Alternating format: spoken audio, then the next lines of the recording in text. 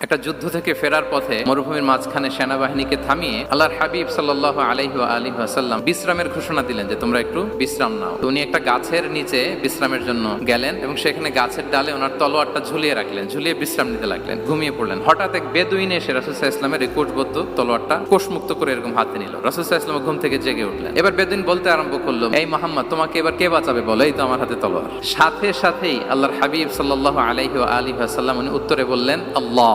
কোনো চিন্তা ভাবনা নাই যে ওরে আঘাত করা যায় কিনা পাল্টা, বা কোনোভাবে ওর কনফিডেন্স ডাউন করা যায় কিনা, কোনো দিকে না তাকিয়ে কি বললেন? আল্লাহ। সব সময় তিনি আল্লাহ কেন্দ্রিক ছিলেন। গারে সাউরে যখন আল্লাহ রাসূল সাল্লাল্লাহু আলাইহি ওয়াসাল্লাম এবং আবু বকর রাদিয়াল্লাহু তাআলা আনহু ওনারা আশ্রয় নিয়েছিলেন রাত্রিবেলায়, কুরাইশরা যখন খুঁজতেছিল, আবু বকর রাদিয়াল্লাহু তাআলা আনহু বলেন যে কুরাইশদের পা দেখা যাচ্ছে, ওরা যে হেঁটে যাচ্ছে, একটু উকি মারলেই আমাদেরকে দেখা যায়। রাসূল সাল্লাল্লাহু আলাইহি ওয়াসাল্লাম আবু বকর রাদিয়াল্লাহু তাআলা আনহুকে বলেন যে আবু বকর, চিন্তা করো না, লা তাহসান ইন্নাল্লাহা মা'ানা। আবু বকর, চিন্তা করো না, আল্লাহ আমাদের সাথে আছেন। সুবহানাল্লাহ।